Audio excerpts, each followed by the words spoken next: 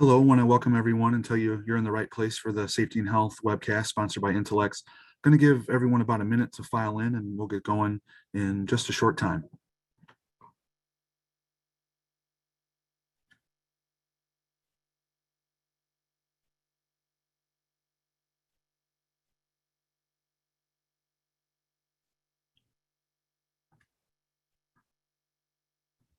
Hello to everyone. Once again, want to welcome you to today's Safety and Health Magazine webcast sponsored by Intelex. Let you know that you're in the right place. Going to get going in about another 30 seconds from now as we let everyone file in.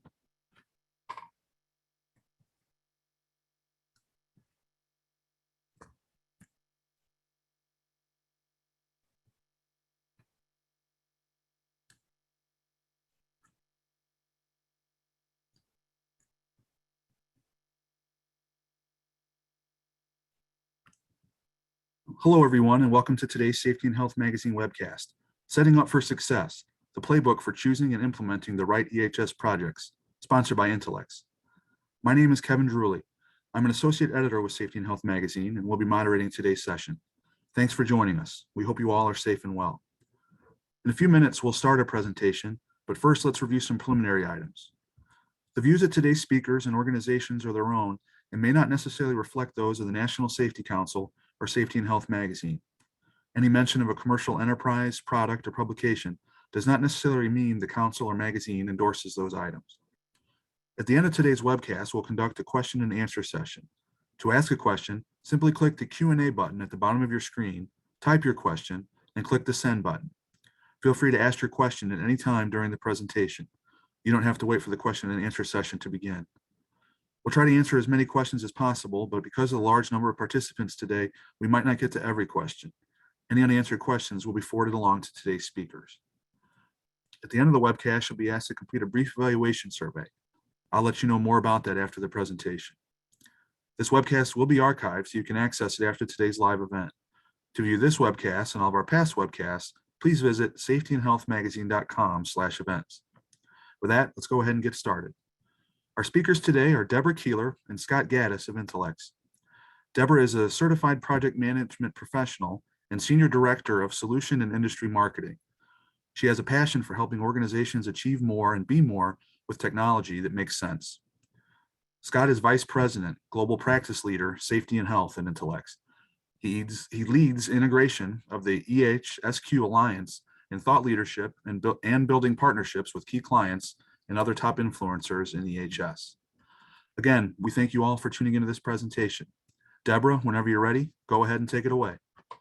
Thanks, Kevin. And I'd like to, on behalf of Scott and I, welcome everybody to our session today. I'm just going to quickly wear my marketing hat and let you know a little bit more about Intelex. We're celebrating our 30th birthday this year. We were founded in 1992, so the years add up. And luckily, we've had a lot of clients grow with us. We're currently at roughly just over 1,400. And even more impressive, we've got over 5 million users. That was a nice milestone that we passed a few months earlier this year. And we continue to grow. Right now, we're sitting at 500 plus employees. But what that means for you is that we really do offer a stable, secure solution that you can really use for your EHSQ needs. We're also part of Fortive, I'd like to call out, in addition to having an ecosystem with some nice brand name partnerships like with Microsoft and Workday. And throughout those 30 years, we've been helping customers along the way, but we've also gathered some awards as well. So we're really proud of our track record to help our customers and that we're getting recognized for those efforts. But with that said, let's go into the meat of our presentation today. As you know, we're covering off how to choose and implement the right EHS projects. So that's obviously going to be the bulk of our session today. But before we actually start that type of content, the first step is always getting the right mindset. And with that, I'm actually going to turn the floor over to my colleague, Scott. Thank you, Debra. And it's wonderful to be here with all of you that are participating. It looks like a large audience. And I often start with slides like this. I would say that at times I think it's a no-brainer, right, to even think this way, but I often do, is to put this peg right in a round hole and say begin with the end in mind. And There's always a rule for project implementation and planning. It really starts with gap assess for your improvement that you desire and base that on data. Um, Conduct an honest audit of your safety management system and measure what is really going well and what's not. Ask for input from employees regardless to their position in the organization. And when I say that, it seems quite simple because we actually are practitioners that use auditing tools quite frequently. But when we go to the C-suite or to senior leadership with projects, many times we'll leave this information behind. And so if you're not sure of your incident figures or how compliant you are, what your audit performance has been, what all these measurables that matter, your first step is, I think, to take is to conduct a gap analysis. In general, it should really identify what your future state, what that desire is. This is a detailed description of what your company will look like once you've achieved your safety project and those goals, assessing your current situation with every main goal that you can determine. Consider why you're in this current situation and how that differs from the desired outcome. And then finally, these projects that you're thinking about or these processes that you're thinking that you need to employ, describe how you're going to bridge those gaps. Brainstorming strategies to do that, I think, is really evident in this type of work. The second point that I would make is to look at your behaviors versus what your underlying causes are. A common pitfall of safety management and project planning is how we view behavior of the organization as the problem versus a symptom of an underlying issue. And when I say that, when we look at workers that are working safe versus unsafe, that creates a paradigm, right, or a prejudice in how we handle projects. So I think you need to really look at all things equal and probably look at the reasons why people are having these type of events, or why you're pursuing a project to mitigate or to eliminate some type of challenge in the organization. I think a third thing that I would say is forced implementation.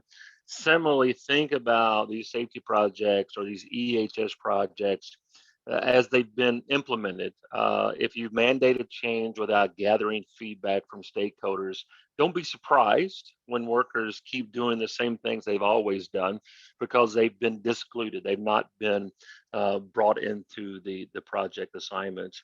And then I think a successful EHS process, it may be motivated from the top down, but it's carried from the ground up. So I would, put that out there for you to chew on.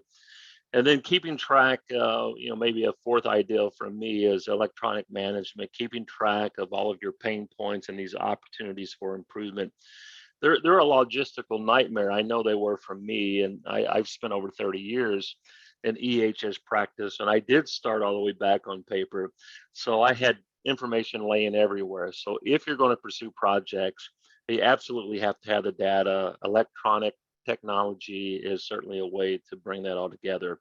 And one of the hallmark qualities of safe organizations is factually organization, right? And the best way to do that, we believe, is through technology to collect that information and then being able to see trends and information in totality and not siloed. So I would offer that on this slide, Deborah, and I'll let you take it from here. Sure. So after you've done your gap analysis, you are going to have hopefully not too lengthy a list of potential projects. What I'm just going to talk about more is, again, that next level of, okay, how do I choose between them? And Scott kind of nailed it earlier on. One of the best ways to start choosing your project is to involve those stakeholders, because you're going to need their involvement.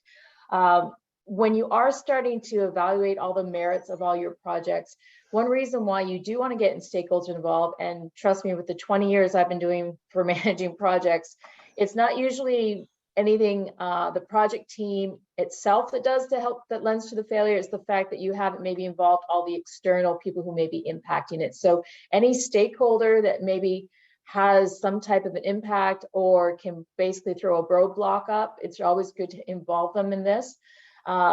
Other key thing is more information it's always a good thing. So not only getting the stakeholders involved will help you with the approval and the ongoing project support, but they'll also help you uncover those pitfalls and opportunities.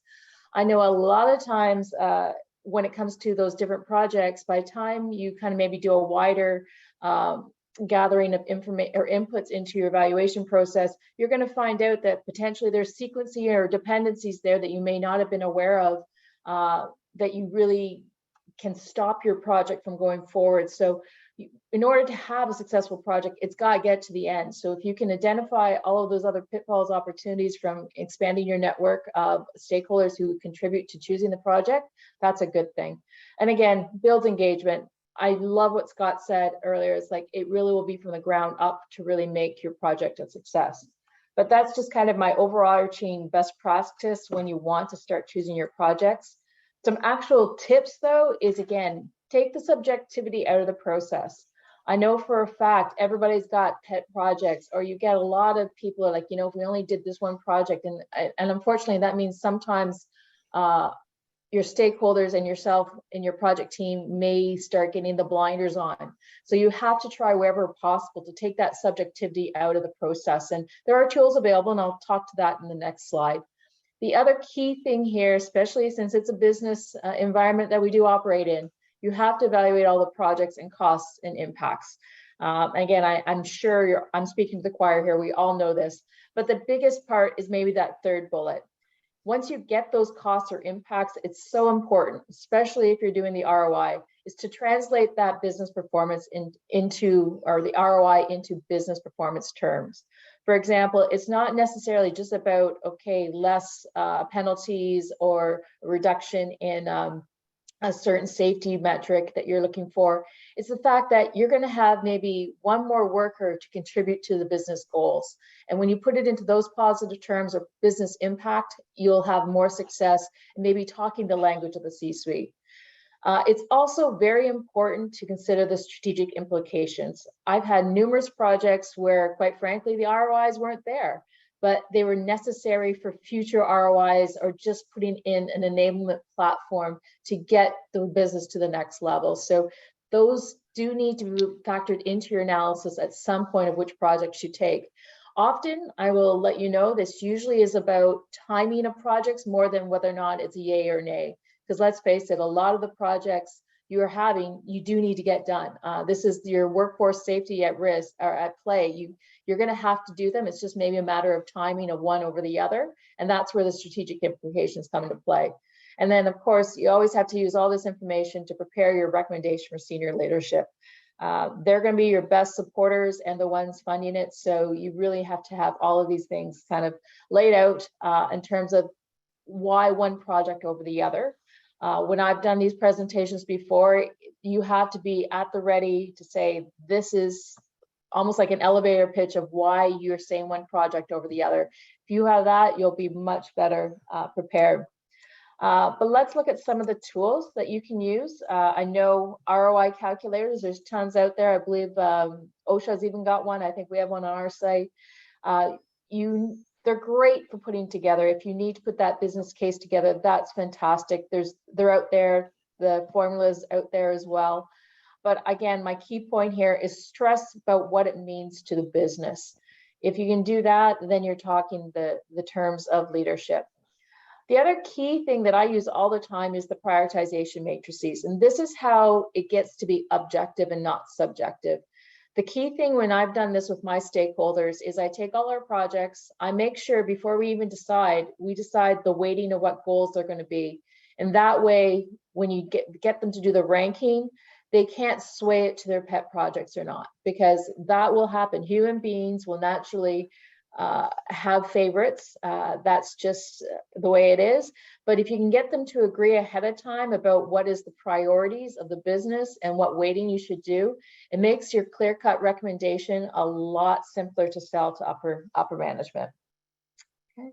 But those are just some tools. I think I'm going to turn the floor back over to Scott, and he's going to talk more about taking your projects to senior leadership.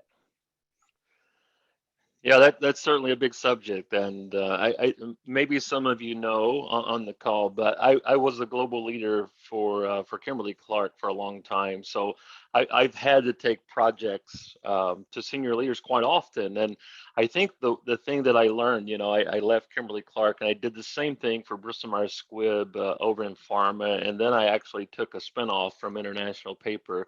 So I've been in senior leadership for a long time, but I would say maybe to preface this is that it didn't change the way that I went into a room of senior leaders to discuss projects and integration and some of those things that I really cared about. However, it certainly became more difficult as I grew in the company. So the first thing that I would say is that stress to the business, what is this value of the project to the organization? And I think that matters really to a plant level senior leadership team, to a business level senior leadership team, or to the C-suite. So what should be this role of senior management when it comes to projects? And there's a lot of different schools of thought on that. A lot of drivers can be in play here, including the size of the organization, the culture, the structure, what industry that you're in, as Debra mentioned, what is the market, right? What's the marketplace? What are those conditions, as well as the pure size of what you're asking a senior leadership team to approve. Type, complexity, all of those things do matter. I think it starts really before you go into the room. Safety first, this idea of value should be a chief element on every project, and regardless if it's a safety or an environmental project or a quality project or an asset effectiveness project. Projects and integration management, regardless of title, should always start with this idea of safety as a value. And what that means for us as practitioners is that while it is possible to win in a code room of senior leaders, to be successful, it's just really not what we want to do. We want to build value for safety and health. And that starts before you need approval. You really should ask yourself, am I always communicating the strategy and the visions that I have for success in the organization? Do I have the right level of participation from senior leaders? And if not, how do I do that? Are they communicating to the organization? Do they attend training that I have? So what I'm saying is have you required this participation and partnership from senior leaders before you actually need them for approval? Do they have a good understanding of things like loss run reports or medical reports that indicate how much money, right, that we're losing because of injuries? Compliance issues, targeted inspection, all of those things do matter.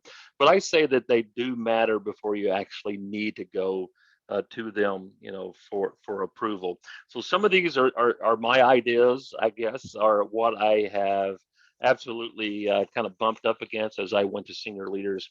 But I think selecting projects that have really tangible value and meet business objectives. If you look at, if you were to lay over the management system of the entire business and see the strategies and some of the plans that they have for that business, do my projects affect those plans? Are they counterintuitive of what we're trying to do with the organization from a business side of things? And then can they help the business overall meet their other objectives? So what return timeline are you looking for, and does it really help us in the overall business? And I would say that understanding things like loss runs, how much have we lost due to injuries? Those are really important things to that matter, but you have to be able to communicate them very effectively. Decide on the level of involvement that you need based on project scope. Are you going to need internal FTEs? Are you going to need external FTEs? What are some of the cost projections around those things? And can you guarantee or put some guarantees of those things occurring? I think conveying a strategic vision and how the project fits into that vision, being clear on what your objectives are and why you think that these objectives are important and what they should be. I ran a really successful guarding program when I was in the paper business, but this was a millions and millions of dollars worth of investment to the business, and we just couldn't take it on all at the same time. So I literally lessened the number of objectives that I had. I lessened the financial dependencies that I had to the businesses, and went about it slower, but at a continual improvement rate that really showed it really paid a lot of great dividend for us. So that was one way that you could actually look, how does that project fit? And can you go about doing it in a way that's acceptable or most acceptable to your senior leadership team? And Debra mentioned this. Do you have an elevator speech? Can you tell me what you want to do in 60 seconds with this particular project? And if you can't, maybe come back and write it down and say, well, what is the least amount of information that I need to share to get to a decision point that the senior leaders will understand? And then can I prove my ROI? And I'll talk maybe more about this later, but there's hard ROI, right? What's going to be returned in regard to finances to the business, but there's also a lot of soft ROI that's just as important, but a little bit harder to prove. So how can I go about proving some of these things that I care about? Understand the level of resources required. It's not all people. There's going to be funding. There's going to be external barriers to that. So understanding that, deciding who's going to lead and provide oversight for the project. I've normally always looked for people that have a tremendous amount of success record, right, in leading projects. But I learned over a period of time is that there's always those that are looking for growth. So do you have folks in your organization that could be, PM managers or project managers, but it could be a good growth opportunity for them, and have ready project duration as well as proposed start and completion times. And many times this is where I have failed. I didn't do enough good planning on start and end dates, and certainly you lose favor with senior leaders when you don't complete things when you've said you're going to complete those, and it makes it harder to do projects in the future. So making business cases, using scenarios, preparing for objectives. What are the questions you'll be asked, and prepare answers for those. Knowing your audience, do you have an ambassador in that room? Do you have someone that has more value for safety and health or environmental programming on that team? And then being resilient. Don't come off just because you've received no or a maybe to forget your project. Learn how to do it much better with the next form of communication, and being resilient. So it's important to you. There should be a step toward being important for the entire organization. So Debra, I'll let you take it from here. Sure. So we're moving on. Like, let's assume we've got our project, we've got all the approvals. So the next stage is really more into, okay, let's implement these projects. And at this stage, it's really important, again, to understand that when you're doing a project, you are implementing change. It's the very basic definition of why you're doing this project. But in particular for safety, it's really important to see how it impacts the whole safety management system. And I think I am just going to let Scott take this one before I come back to talk about actual tips to manage the project, because by having this greater understanding of how you're going to impact change does really impact how you manage the project. Yeah, and certainly this is a slide that normally I use right behind right behind the first slide that I did, but I thought we would put it here maybe just to talk about it differently.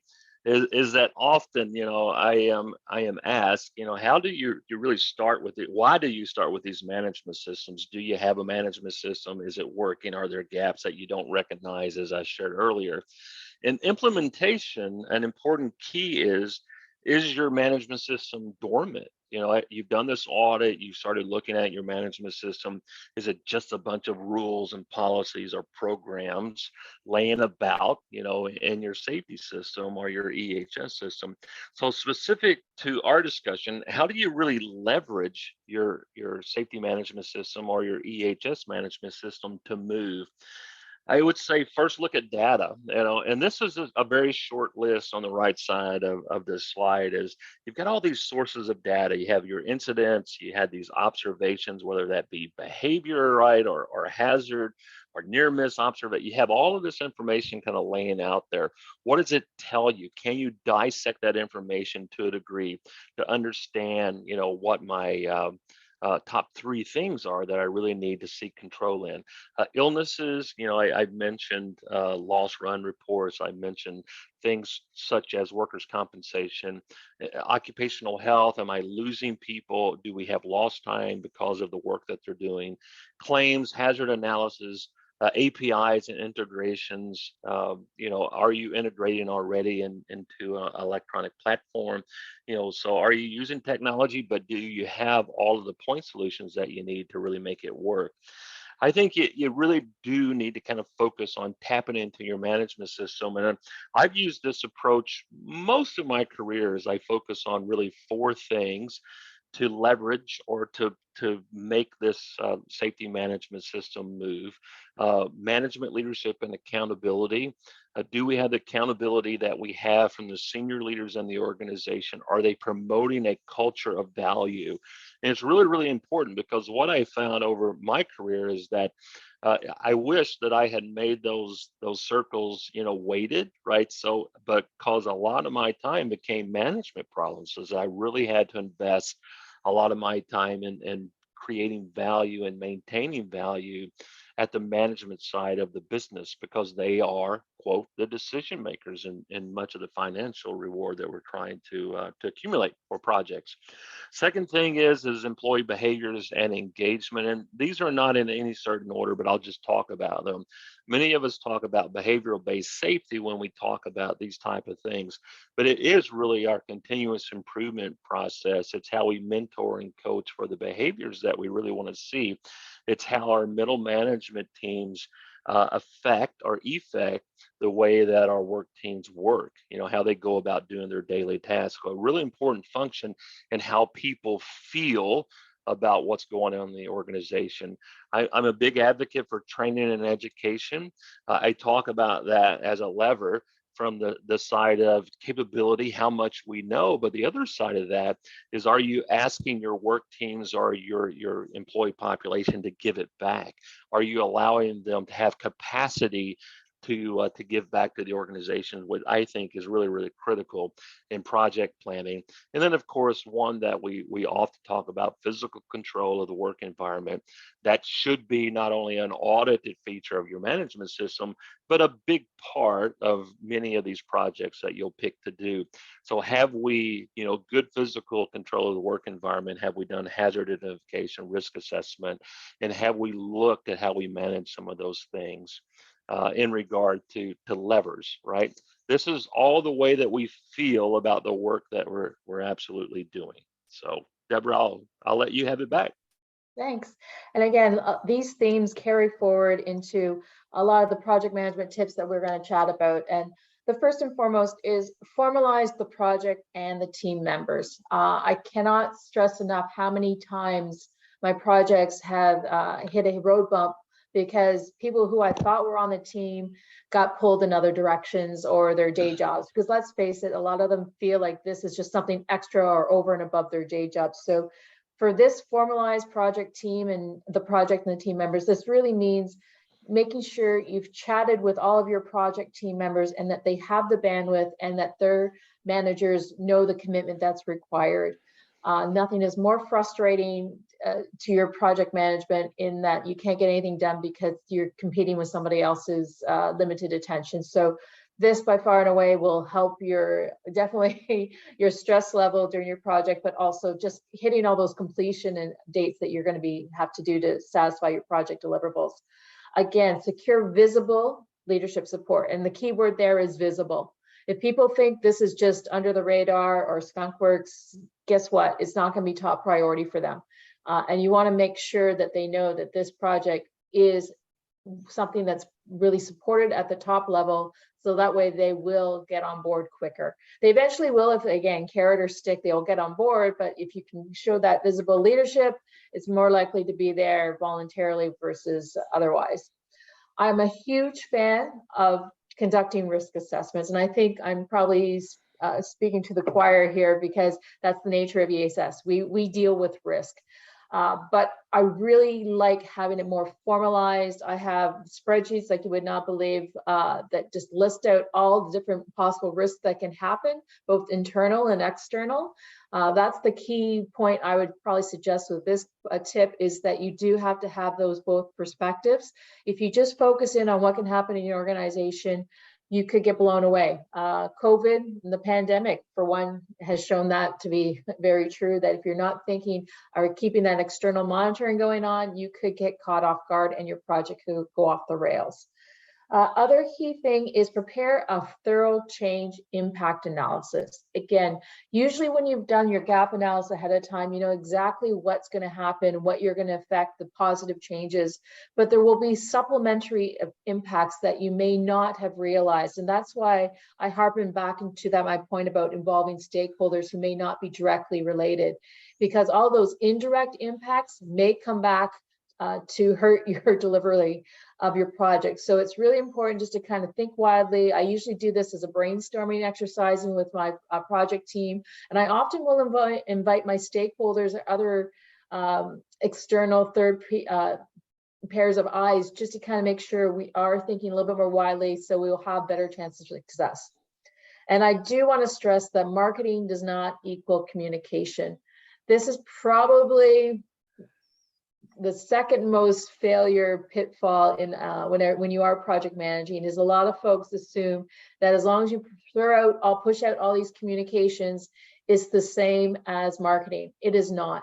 Marketing usually is about selling your project, whereas communications more about, okay, here's what you need to know to do something different. You need both. It's not one or the other situation. But really, if you do both well, especially in the marketing will hopefully bring it home to them. They'll understand the why more, and it'll be more personalized. So you have to kind of think about that element in the project plans. And I've actually, when I've done some mentoring for other project managers, that's probably one area that they don't really flesh out enough, is the fact that you have to do the proper marketing and the communications just to make sure that those changes are going to stick and people understand the why. And this is the number one reason, the next point of why things may potentially fail, is people don't do enough planning. Plan, and fail, and plan some more. I love the quote that if you fail to plan, then you plan to fail. And that's so true. And again, this is not wasted effort. You may think that this is kind of overkill. In some regards, it may be. But the one good news is, especially in this function, is that once you've done all this planning once, you can then reuse it for maybe your next project. So it is something that can carry on with a life of its own, but at least it shows that you're thinking about everything, and something won't have less chance to slip through the cracks. And the last point is when, again, comes back to the ROI to your project and getting a good track record. You have to be clear on project scope and objectives throughout the project. What often happens is scope creep. You start getting on the project and you discover, you know what, okay, we're very clear at the start, but like 3 months in, we're going to have to maybe do this to actually get it right. Well, that impacts all of your numbers and impacts your personnel potentially. Unless you do a thorough impact of that scope change and do a proper change management, you could be out of luck in terms of actually hitting the deliverables and the dates that you had set out to be in your plan. The other thing I like to be clear about is project scope can also decrease. And that sometimes is the Achilles heels to maybe having a successful track record. If you have gone on board and said at the very start and sold your project saying, we're going to hit this ROI or do these improvements, if you, during the project that, you've hit upon a roadmap and a roadblock, and you decide to maybe reduce your scope in order to get it done and you think it's good enough, that can be very problematic if you are then at the end of the project and people are coming back to your original goals and objectives and you're not hitting what you said you would. So again, everything you do in a project should be very purposeful. So scope can change, but just make sure you do it with open eyes, and then obviously with the right support and communication to the impacted stakeholders. So that's kind of my top 7 tips for project management. There again, my favorite tool, even though I use Microsoft Project a lot, is Excel. These assessments, and again, you can use systems for this, auditing or whatever, but I find Excel is probably the most useful because everybody knows it. And when you're trying to do a wider scope of people to do these assessments, it's a tool everybody knows. So it's not just like it's a tool that they use in one department and not the other. Excel is universal. But this is, again, do some type of risk description and really get it from the probability aspects as well as impact. Change impact, again, that's one of my favorite ones. And I do it from the group level.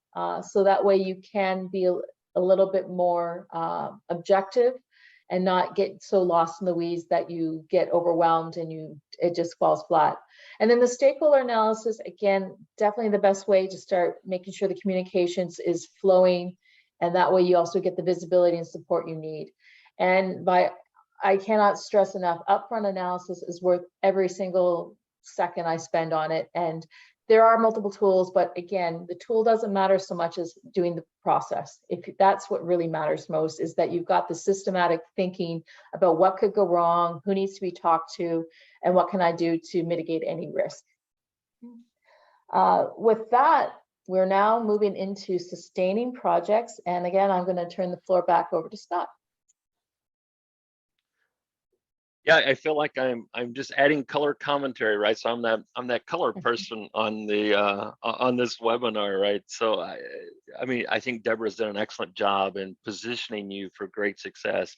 I look at it through the lens of maybe many of us on the call today as EHS professionals or safety and health professionals. These are things that I've learned. You know, they certainly came with a level of time, but a successful EHS project really promotes engagement and I'll just kind of just start there with the and.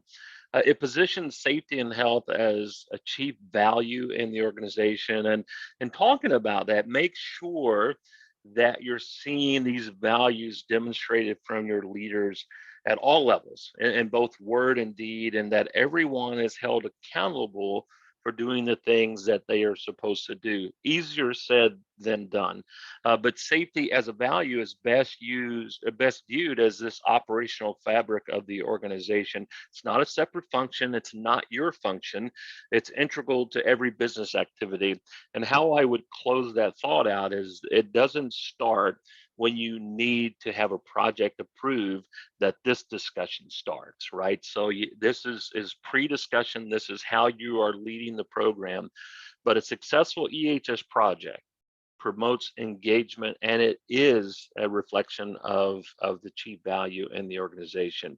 Some of these projects are going to be way outside of the bounds from a financial recourse side. Some of the ROI is hard to measure. So you're going to need to, I think, have some of these things such as values established very, very early in your safety and health process.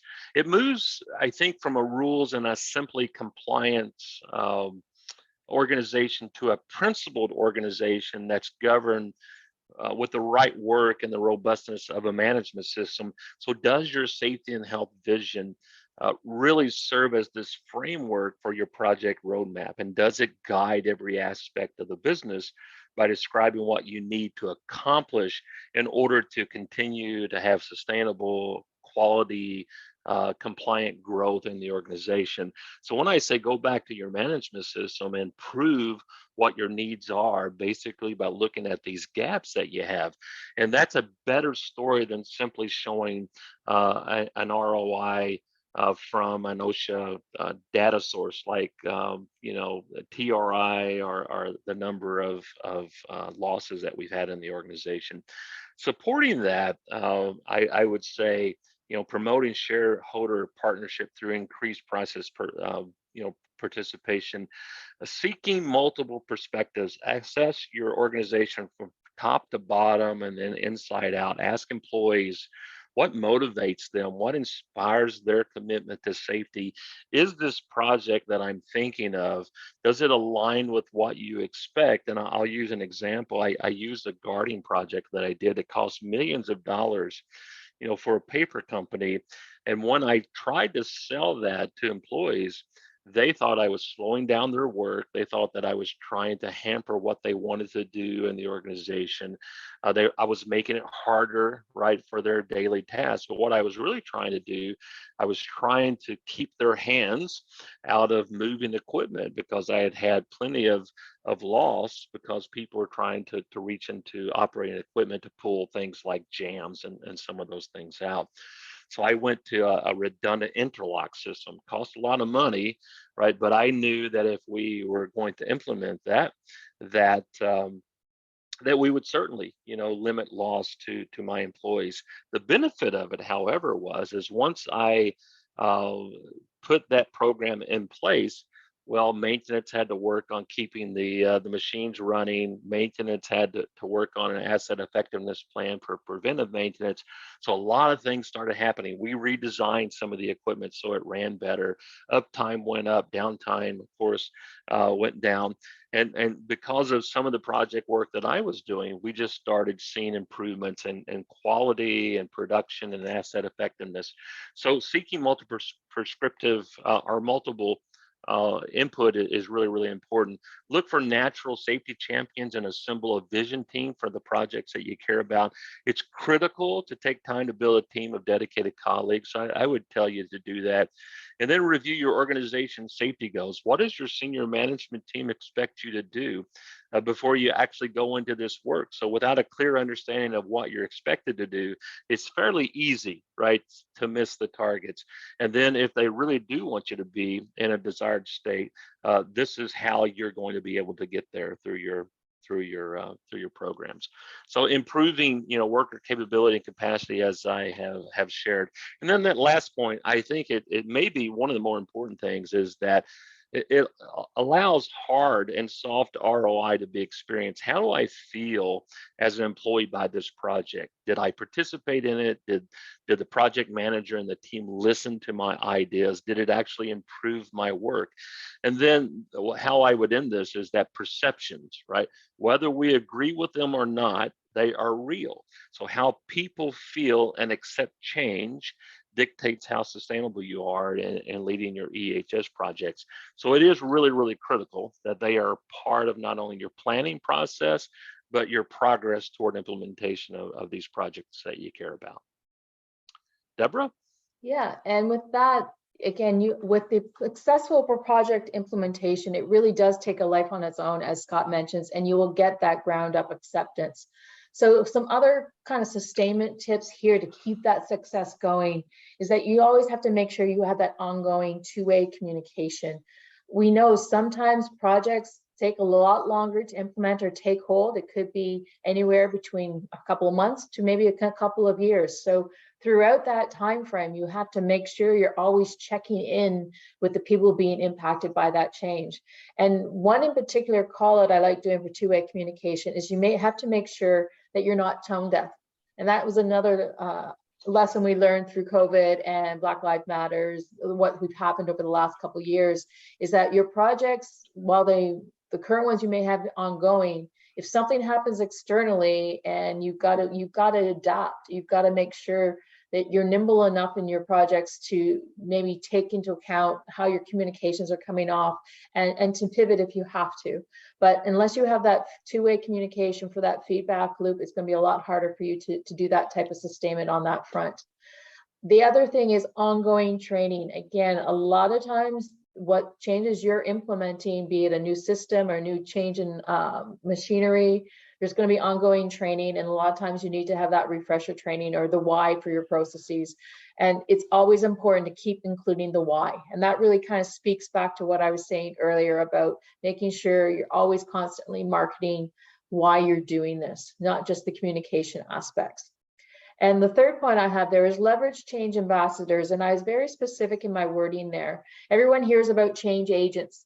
And change agents, they're great. They will basically be someone on point to get the job done, but it sometimes has the connotation that it's a once and done, whereas a change ambassador is an ongoing change. This person's always going to be there to be that cheerleader, to make sure everybody knows that this is the way to go. So I use that word to really signify that it's not a once and done thing. You do need these ambassadors to make sure that everyone's always thinking about doing that change and accepting it. And again, you always have to be adaptable and agile to respond to whatever may come up to your project deliverables. The last 2 points kind of speak to what Scott was alluding to earlier about your track record and your ROI. Is when you're in the sustainment, it's so much easier to almost say, okay, I've checked the box, I'm good to go. But it's always great to keep coming back to it, making sure you're also hitting those objectives for one thing, but then also marketing your results. Because when you're now going to try and do your next projects for next year, if you have a successful track record, you're more likely to have the confidence of your senior leadership to actually move forward and have that, because you have that under your belt.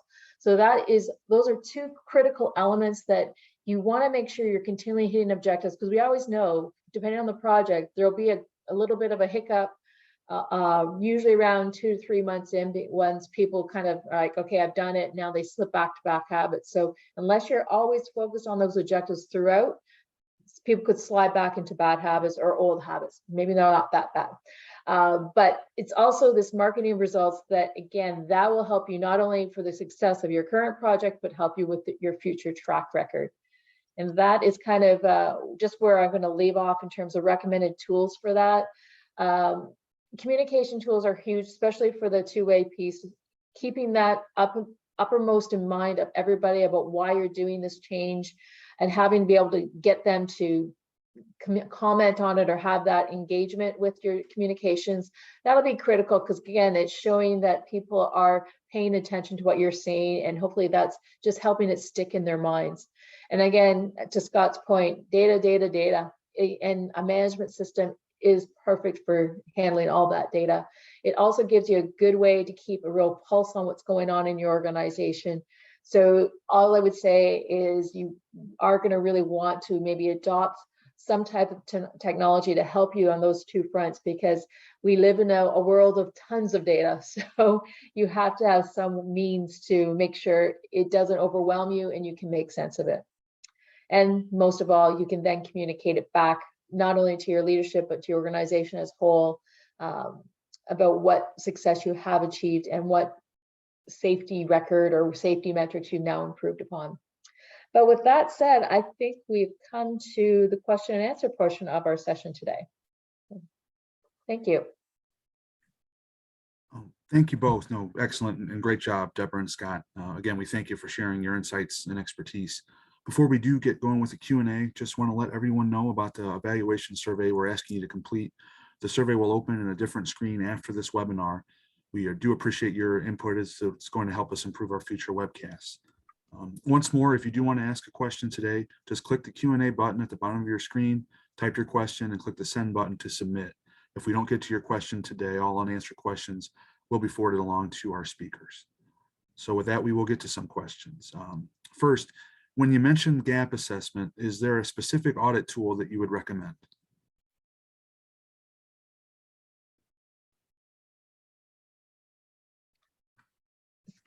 Scott, did you want to take this one, or shall I? Sorry, I was talking and I'm on mute. I'll actually even come on camera and answer this.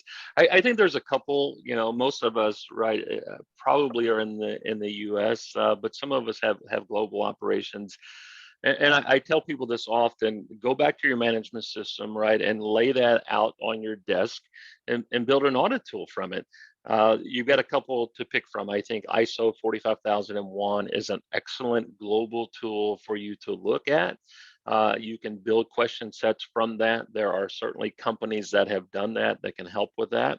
And then, of course, the new standard, ANSI Z10, is an excellent tool that not only gave you what that standard is, but it also gave you help, right? So it almost became an auditing tool. So there are two things that I think would really push your programs or your processes much further than maybe they are today. Plenty of hybrid, systems out there. Plenty are very specific to vendors and some of those folks. But there are two that are very easy entry points in regard to. I think you can buy an ISO standard for less than $100. You can certainly buy ANSI Z10 for around that price too. So you can get those in your hands and look at what your management systems should look like. And that, right, the inverse of that is being able to turn that into an audit system and auditing for the gaps. So I think it's fairly simple, but they are written in performance language. So ANSI Z10 certainly gave you a little bit more around that standard of what that should look like, but both of them in general are written as performance. So you got some wiggle room to do that specific to your industry or your organization, but it gives you a nice path to do that audit. For hazard analysis, do you recommend using job hazard analysis forms? And if so, what frequency would you recommend? I guess I can take that one as well. It just depends, right? It depends on how good your hazard analysis form is. A JHA could be very complex, or it could be a couple of boxes, on a page.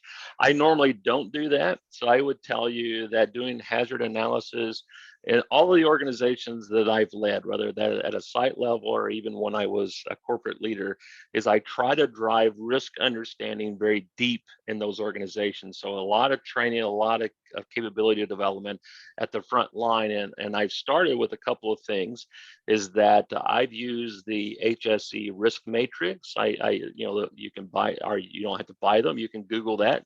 If you were to Google 5x5 risk matrix, that would give you a definition of what that is and how to use the tool. A very simple way of putting a quantitative number on how serious this hazard is, and do I really need to control that, right? And then what level of control do I need?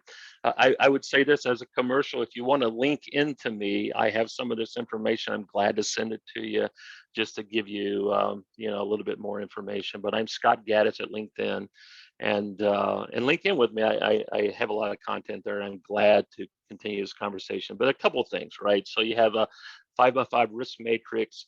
There are some specific root cause analysis tool like the SCAT chart.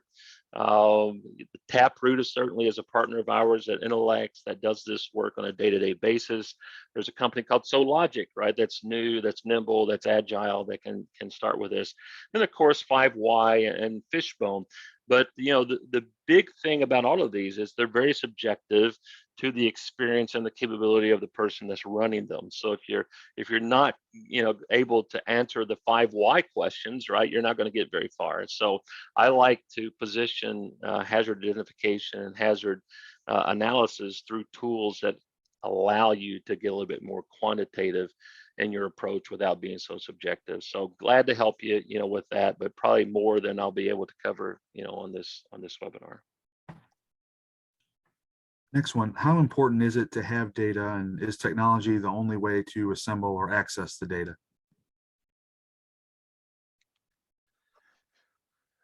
Debra, you want me to take that, or should you lead?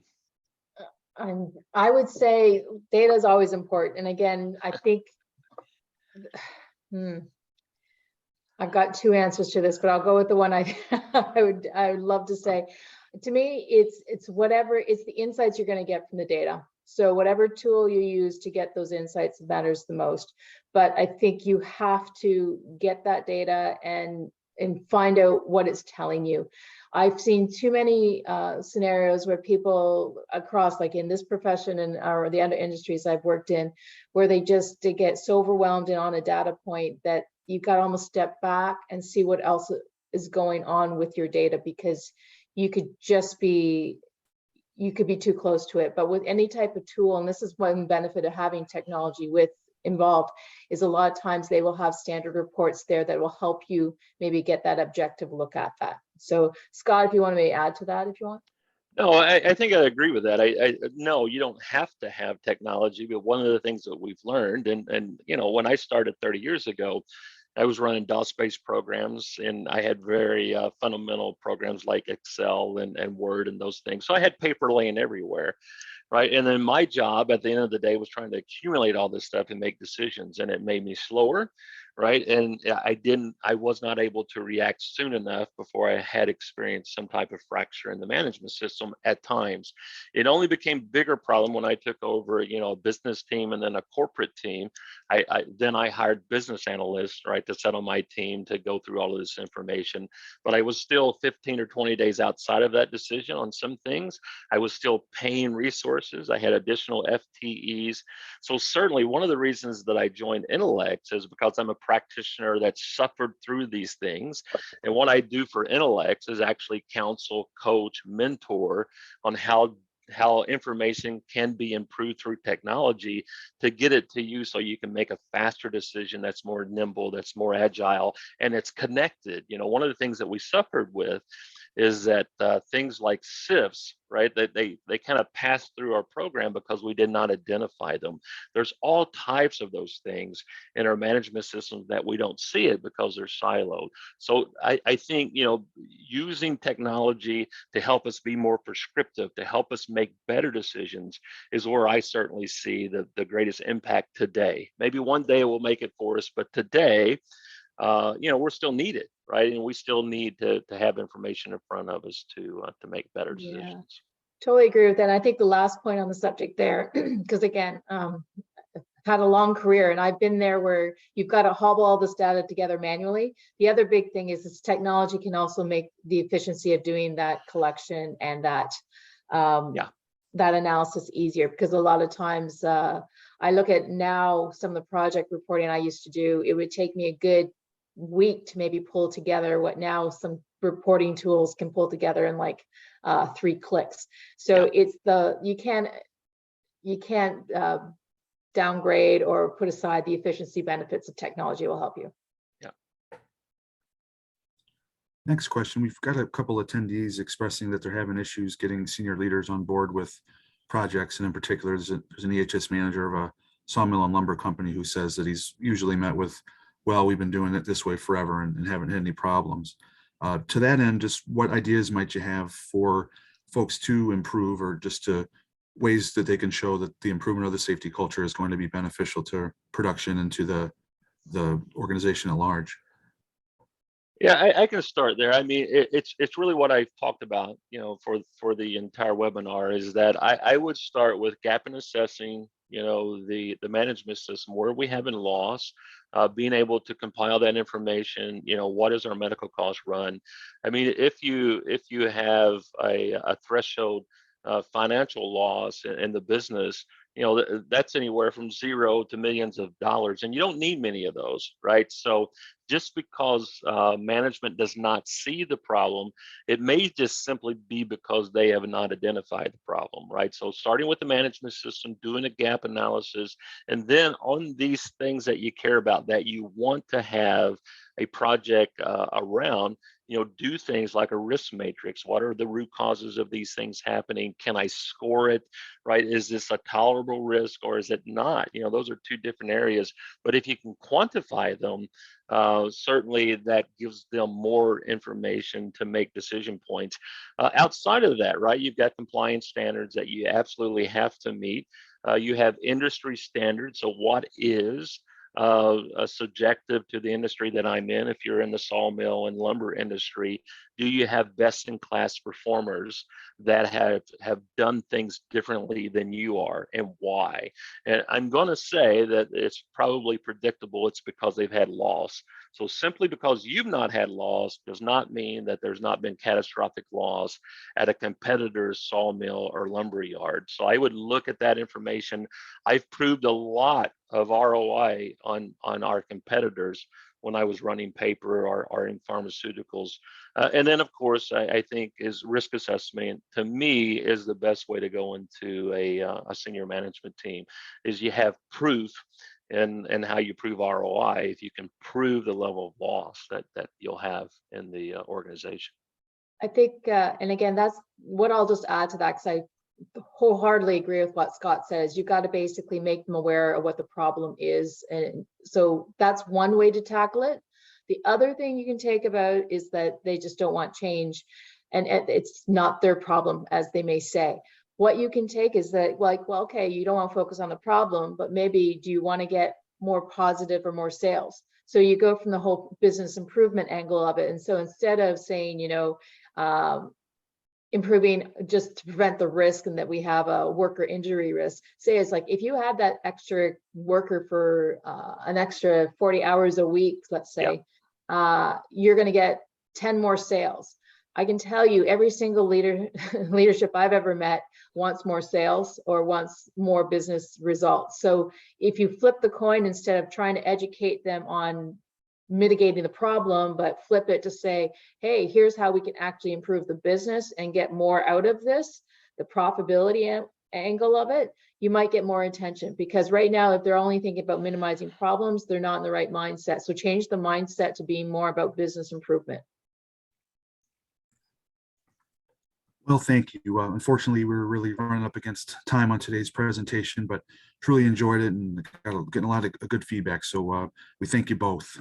Once again, though, we hope that our attendees and you take the time today to fill out that forthcoming evaluation survey to give us your feedback. Again, that'll be coming in a post-event email. With that, we end today's Safety and Health Magazine webcast. We'd like to thank Deb Koehler, Scott Gaddis, everyone at Intelex, and all of you who listened in. Thanks and have a great day.